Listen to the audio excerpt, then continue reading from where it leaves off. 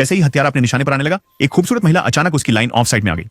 पेशेवर होने के नाते उसने जल्दी से अपनी स्कोप को समायोजित किया और लक्ष्य पर दोबारा ध्यान केंद्रित किया, लेकिन एक असुविधाजनक बेचैनी ने उसे उसकी तरफ दोबारा देखने पर मजबूर कर दिया। वो जानता था कि यह ध्यान भंग खतरनाक हो सकता है। उसने गहरी सांस ली और अपनी घड़ी देखी। हृदय गति 65, सही स्थिति। उसने ट्रिगर को मजबूती से पकड़ा और पूरी तरह से ध्यान केंद्रित करके निशाना साधा गया। अब तक उसने कभी नहीं झुका था, लेकिन जब गोली चली तो सबसे चौंकाने वाली बात हुई। महिला अचानक उसके सामने आ गई। हत्यारा तुरंत दूसरी गोली के लिए तैयार हो गया, लेकिन तभी पर्दे खींच दिए गए। लक्ष्य गायब, मिशन विफल हो गया। बिना देर किए उसने अपनी राइफल को अलग किया, बैग पैक किया और रात में गायब हो गया। नीचे सड़क तक पहुंचते ही उसने एक टैक्सी बुलाई और सीधे हवाई अड्डे की ओर चल पड़ा। अंदर प्रवेश करने से पहले उसने अपनी आखिरी बंदूक एक कचरे के डिब्बे में फेंक दी। जैसे ही वो बोर्ड करने वाला था, उसका फोन बजा।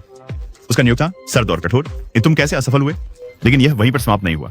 ग्राहक इस असफलता को अनदेखा नहीं करेगा। कार्ल जानता था कि उच्च प्रोफाइल लक्ष्यों की दुनिया में असफलता का एक ही मतलब था, अब वह शिकार था। बिना हिचकिचाहट उसने फोन तोड़ दिया, सिम निकालकर उसे पैरों तले कुचल दिया।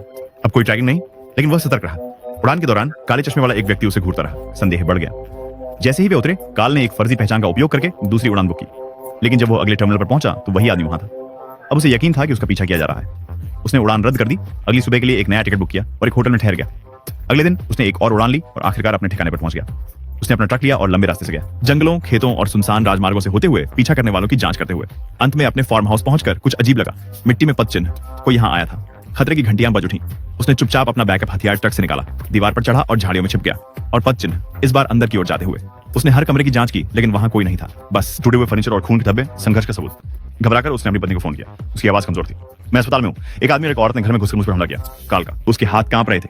उसने उसे एक निजी अस्पताल में स्थानांतरित करने की व्यवस्था की और फिर अपनी छोड़ी हुई जिंदगी की ओर वापस लौटाया। उसने अपनी फावड़ा उठाया और खुदाई शुरू की। एक पेशेवर हत्यारे के रूप में उसने अपने फार्म हाउस के चारों ओर आपातकालीन हथियार, नकदी और उपकरण छुपा रखे थे। अब उन्हें निकालने और वापस लड़ने का समय था। खेल अब शुरू हुआ था।